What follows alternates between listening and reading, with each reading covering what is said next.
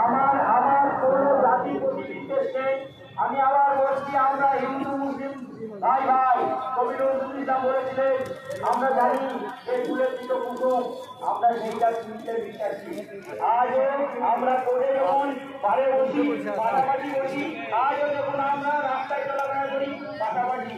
তুমি চাইছো বিরাজ করতে, তো আমরা যদি ঠিক থাকি, আমরা যদি ভারতীয়রা ঠিক থাকি, তাহলে কারো পুরো অভিনন্দী থাকতে হবে না।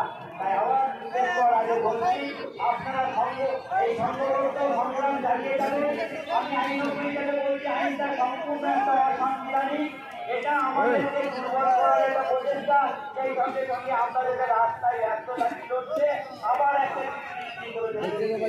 আরে আপনারা যারা তালি যারা থালা বাজিয়েছে, যারা তালি বাজিয়েছে লকডাউনের সময়, আমরা থালাও বাজাইনি, তালিও বাজাইনি, টর্চ লাইটও জ্বালাইনি।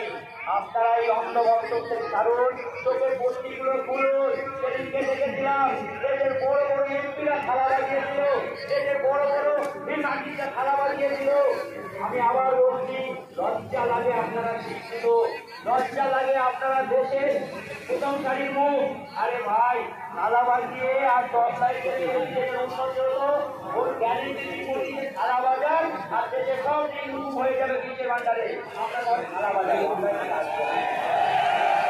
কিন্তু বলে দিলাম, থালা বাজানোর সময় চলে গেছে, আমরা দৌড়ে আছি, আমাদের লাগে না। আমরা যদি একবার হেঁটে ধরে মুর্শিদাবাদ থেকে ট্রেন ধরে যাতায়াত শুরু করবো, শিয়ালদার উপরে হারবো, যত বড় বিজেপি সংগঠন আছে, আরবের সংগঠন আছে, পায়ে ছুটিয়ে দেবো। আমাদের কোনো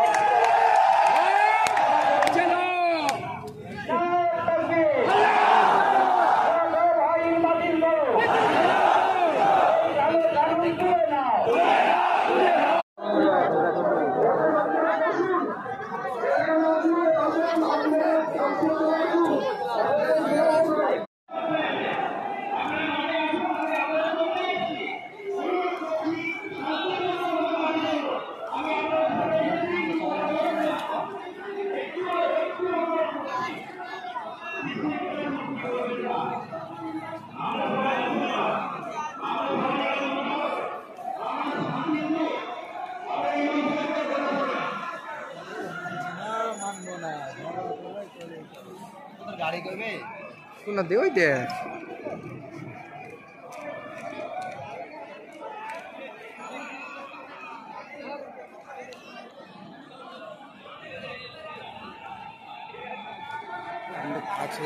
बीजेपी हटाओ।